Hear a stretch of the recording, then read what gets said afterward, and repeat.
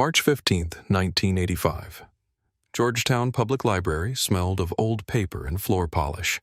Afternoon light slanted through tall windows, illuminating dust motes suspended in stillness. Robert Chen stamped returned books with mechanical precision, the rhythmic thunk of rubber on paper marking another ordinary Friday.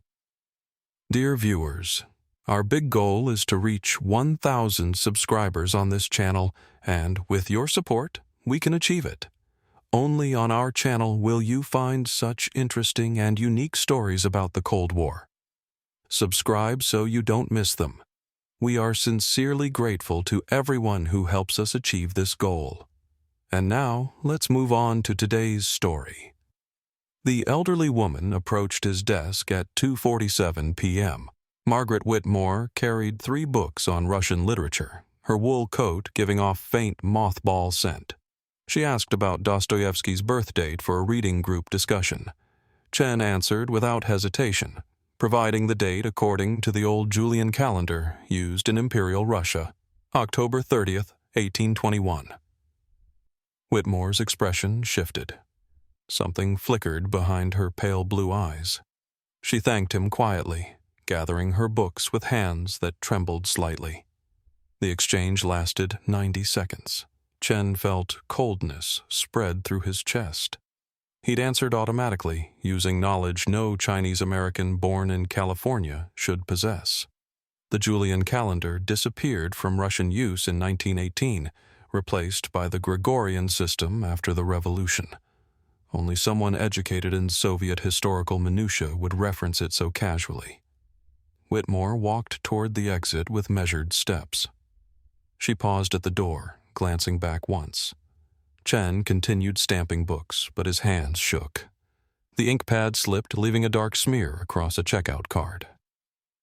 That evening, Whitmore dialed a number she hadn't used in 3 years. She'd spent 30 years translating Soviet diplomatic communications for the State Department. She knew what automatic fluency with pre-revolutionary Russian dating systems meant. The man who answered her call worked in FBI counterintelligence. She spoke for 8 minutes, choosing words carefully.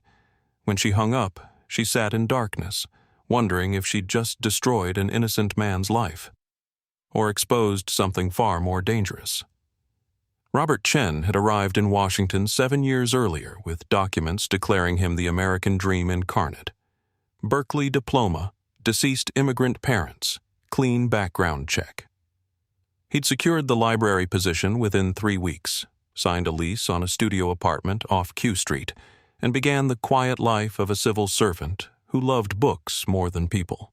Neighbors knew him as the polite Chinese man who watered plants in his window box each Sunday morning. The scent of jasmine tea drifted from his apartment on cold evenings. He attended neighborhood barbecues, bringing store-bought potato salad and drinking exactly 2 beers before excusing himself.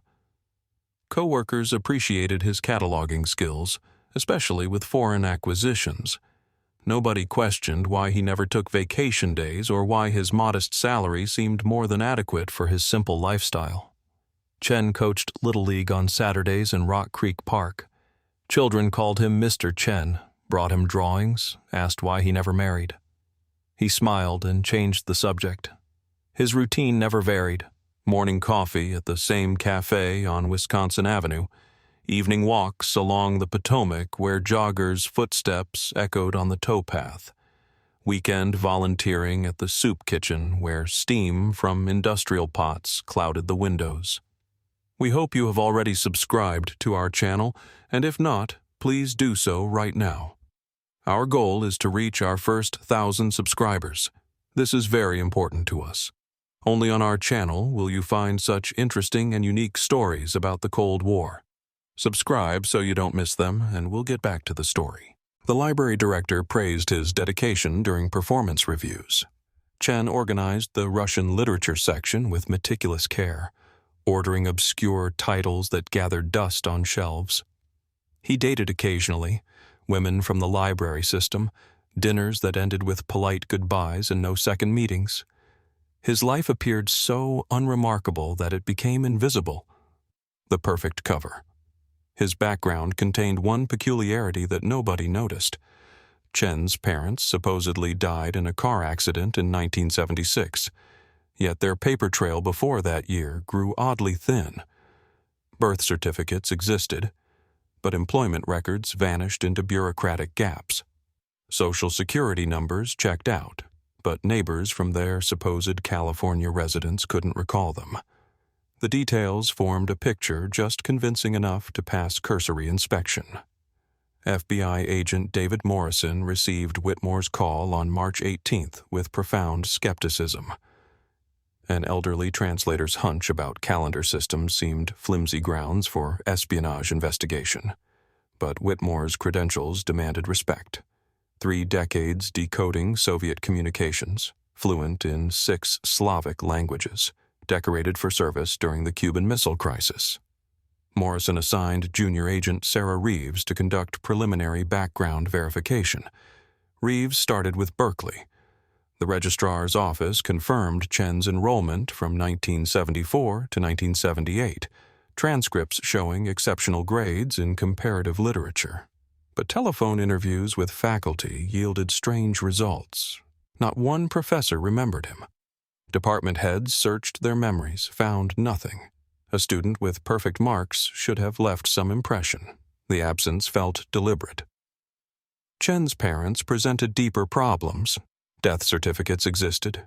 Traffic accident near Sacramento in September 1976. Yet their employment history contained suspicious gaps. His father supposedly worked as an accountant, but former employers provided vague recollections. Tax records appeared authentic but generic. Their California neighbors, tracked down through property records, described a quiet couple who kept to themselves and spoke with heavy accents. One detail stood out. The mother's English remained poor despite supposedly living in America since 1952. April 10th. Surveillance authorization approved. Agents photographed Chen's daily routine, noting its mathematical precision. Morning coffee purchased at 7:15 a.m. exactly. Library arrival at 8:42 a.m. without variation. Lunch break at noon, always a sandwich from the same deli where the owner greeted him by name. Evening departure at 5:03 p.m., never later, never earlier. April 22nd brought the first anomaly.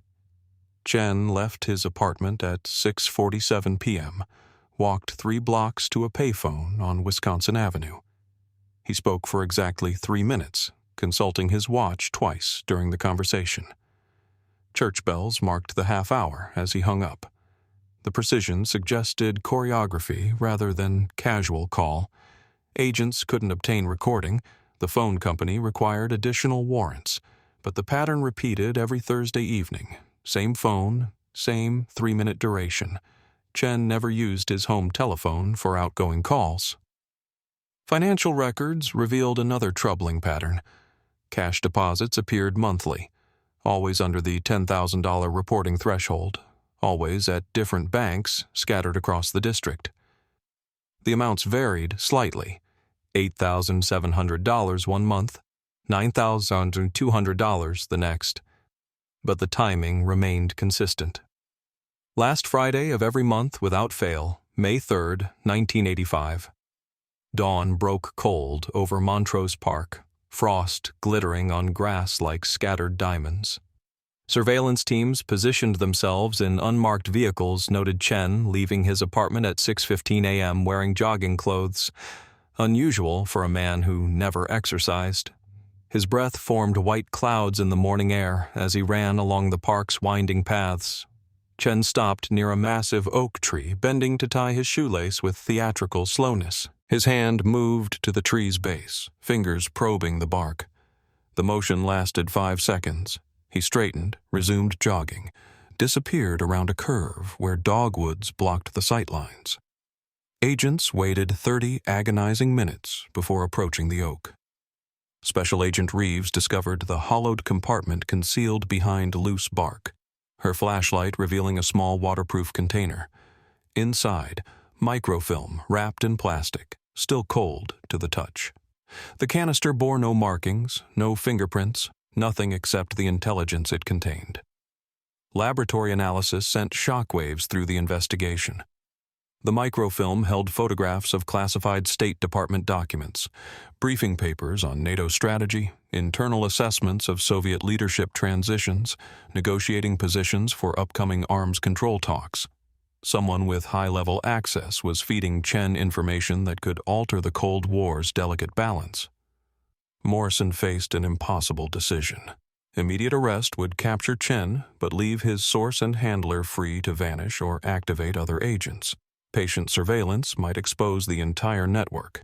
He chose risk over certainty. FBI technicians replaced the microfilm with fabricated documents containing subtle errors, fictional troop deployments, invented intelligence assessments, plausible lies designed to surface if Moscow acted on them. May 8th through May 20th. Chen made no return visits to the dead drop. Surveillance tracked his movements constantly now, 4 teams rotating shifts to maintain coverage. His routine never varied except for those Thursday evening phone calls, always 3 minutes, always from public booths at different locations. The precision suggested training, discipline, years of practice until tradecraft became instinct. Financial investigators traced Chen's banking patterns backward. The monthly deposits began in January 1979, 6 months after his library employment started. Total deposits over 6 years, approximately $550,000. The money came from nowhere, left no trail beyond the cash itself. Chen lived on his library salary while a fortune accumulated in accounts he rarely touched. May 25th brought unexpected breakthrough. Treasury Department analysts flagged unusual patterns in rare book acquisitions. Chen had special-ordered specific Russian literature titles, obscure works nobody requested, volumes that vanished from the library's collection within weeks. FBI cryptographers analyzed the book orders with mounting excitement. Publication dates, page counts, ISBN numbers, all formed coded sequences when arranged chronologically.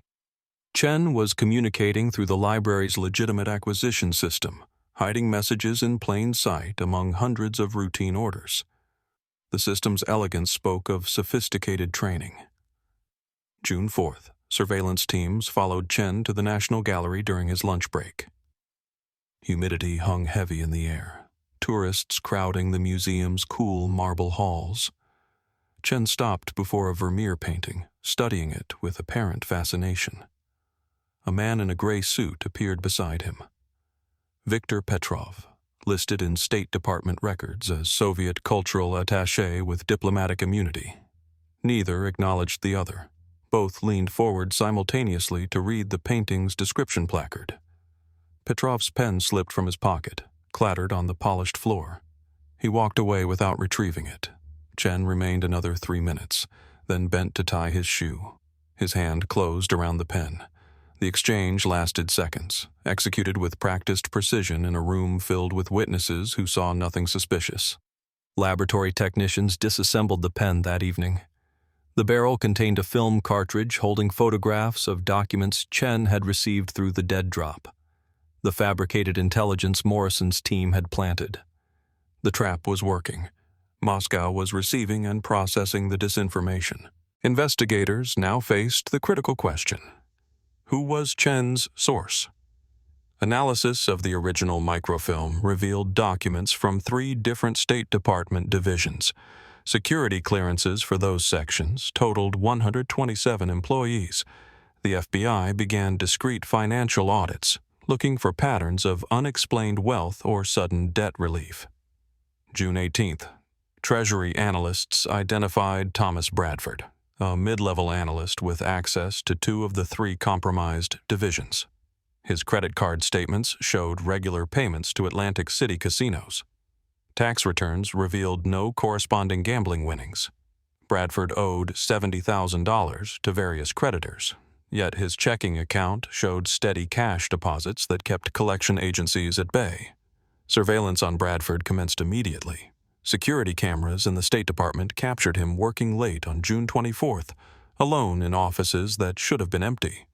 He photographed documents using a miniature camera concealed in his briefcase, hands shaking as he positioned each page under his desk lamp. The images were grainy but sufficient for prosecution. Morrison assembled the evidence in his office, photographs and financial records spreading across his desk like pieces of a puzzle finally revealing its picture. Chen, Petrov, Bradford, a classic Soviet intelligence network. The source, the courier, the handler, everything connected. July 18, 1985. FBI teams moved at 5:45 a.m. Synchronized raids executed across Washington. Chen's apartment door splintered under the battering ram's impact, agents flooding into the small studio where coffee was already brewing. The scent of dark roast mixed with gun oil and adrenaline. Chen stood at his kitchenette in pajamas, showing no surprise when Morrison read him his rights. His face held only resignation.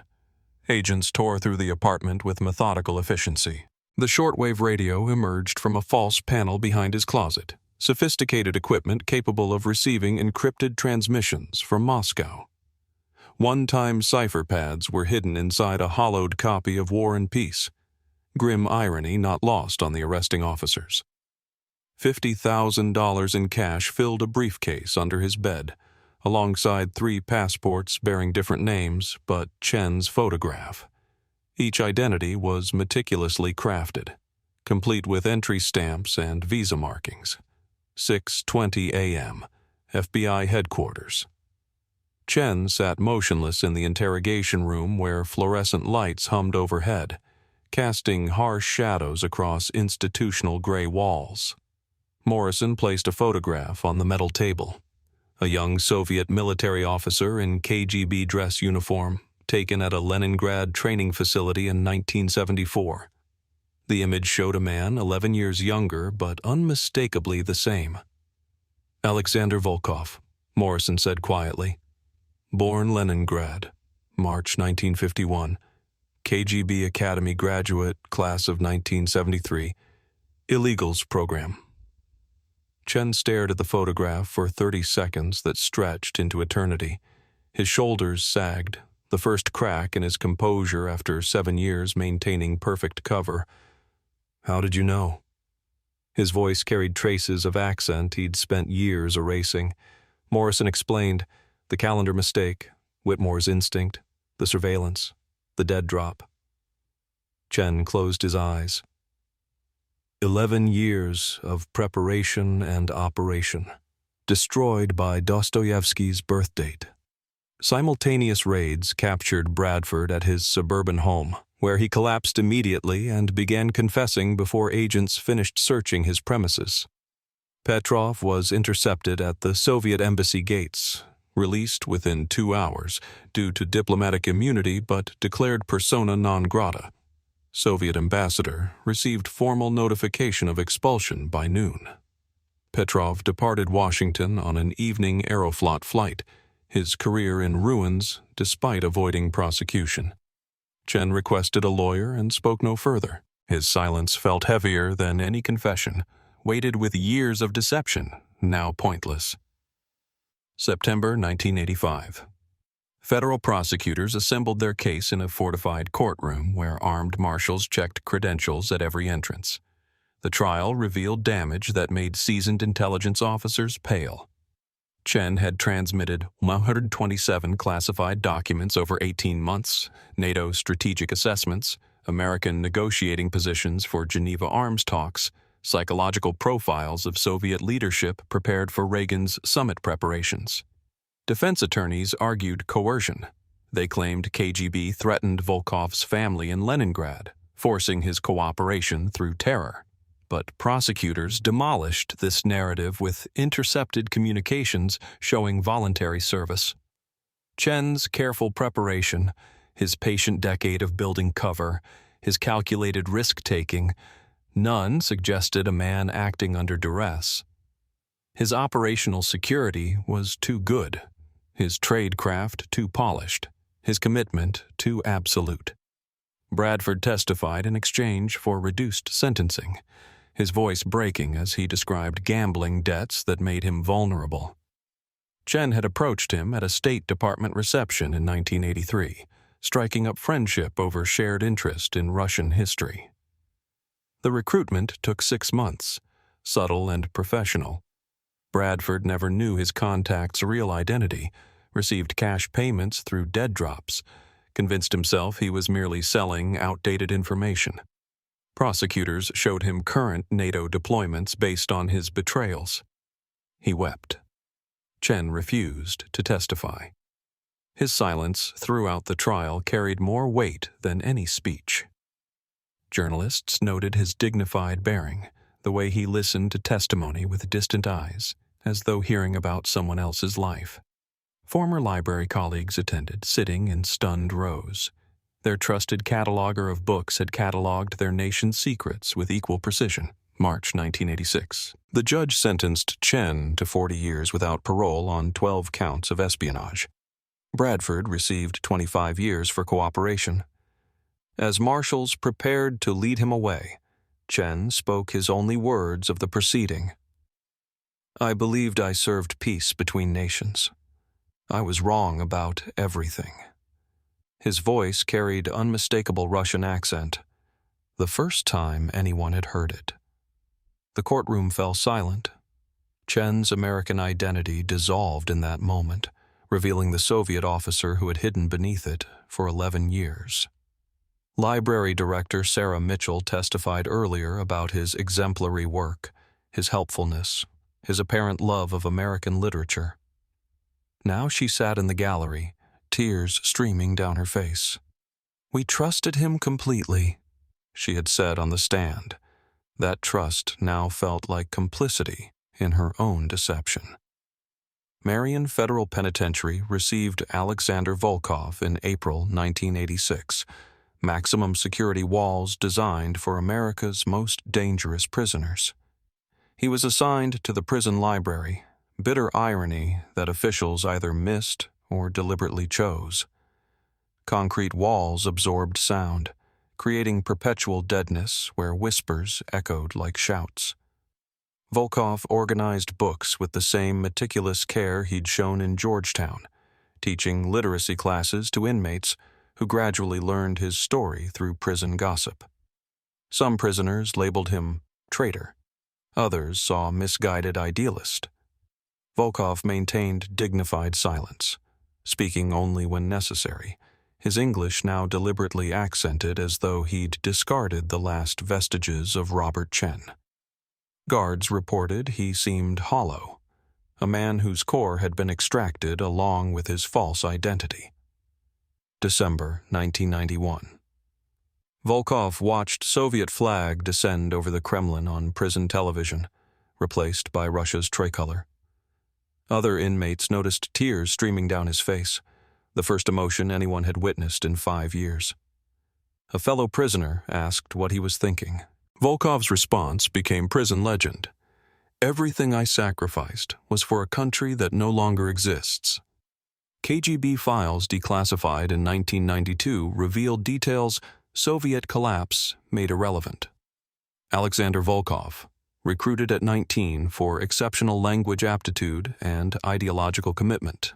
3 years at the Red Banner Institute, learning American culture, perfecting accent, studying every detail of the identity he would assume. Insertion through Canadian border in 1976, after 2 years establishing Robert Chen's paper trail across California. His family received nothing for his service. Elderly mother in Leningrad died in 1983, unaware of her son's fate, believing he worked as translator in Vladivostok. His younger sister learned the truth only after USSR dissolved, attempted contact through Red Cross humanitarian channels. Volkov refused all communication with her.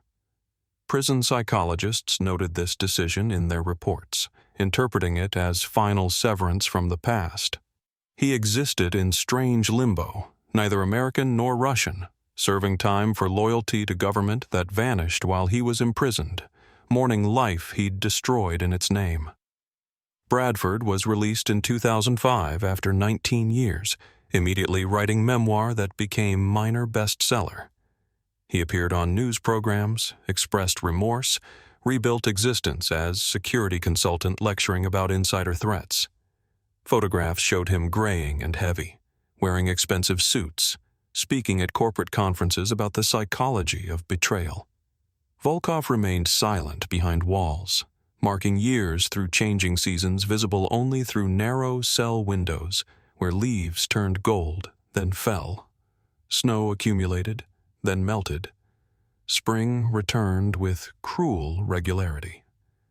2015.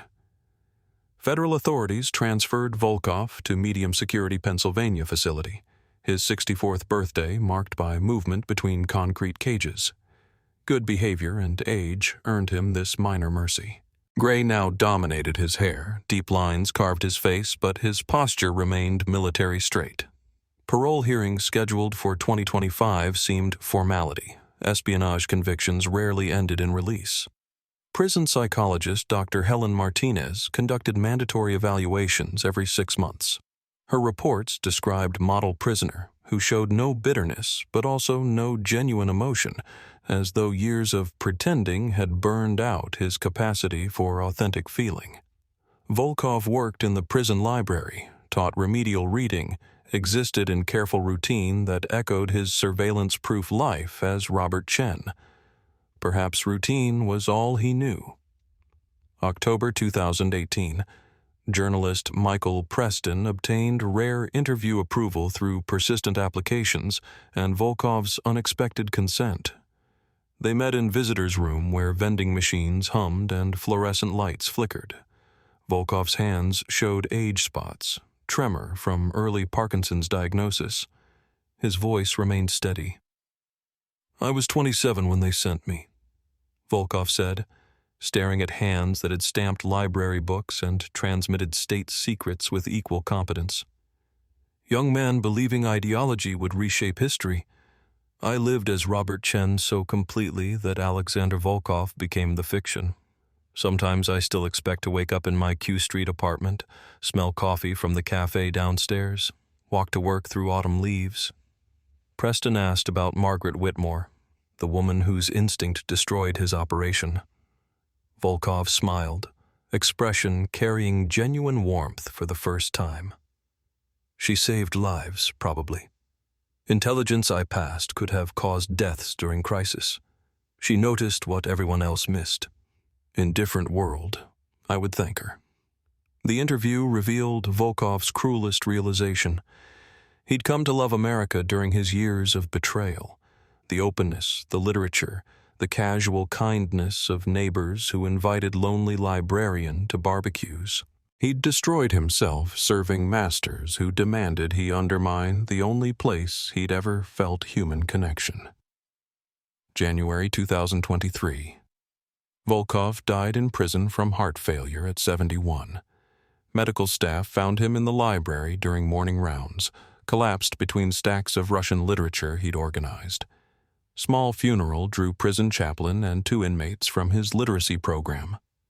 They buried him in prison cemetery under simple marker, Alexander Volkov, 1951 to 2023.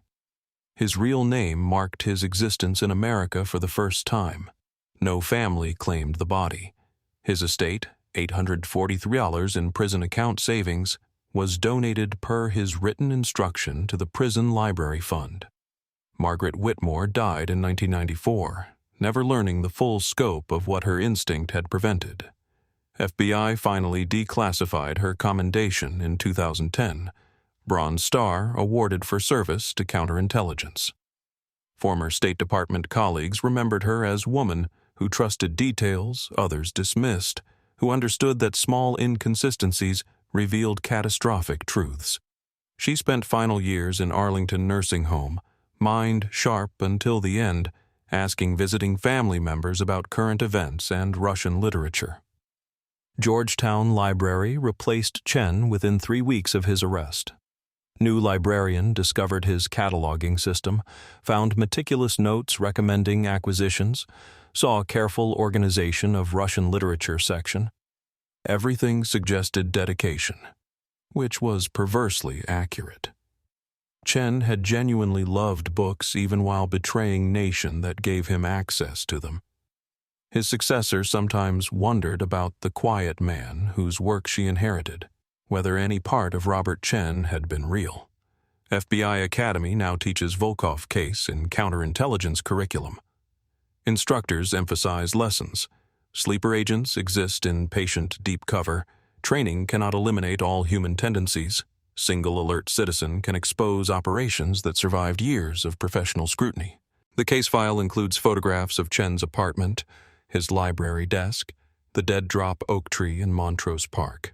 Students study the microfilm canisters, the hollowed books, the multiple passports. They learn how ordinary appearance conceals extraordinary deception. Documents Volkov transmitted became historical footnotes. Soviet Union he served collapsed before his appeals exhausted. Intelligence about NATO strategy and arms negotiations was superseded by events neither side predicted. His sacrifice achieved nothing except damage to people who trusted him and destruction of 2 lives, the false American identity he built, and the Soviet officer he could never reclaim. The case's ordinariness makes it instructive. Volkov was not brilliant mastermind or dramatic defector. He was patient bureaucrat of espionage, filing intelligence reports with same care he filed library books. His operation succeeded for years through discipline and mundane perfection, failed because perfection cannot account for every variable. One elderly woman asking one question about one author's birth date.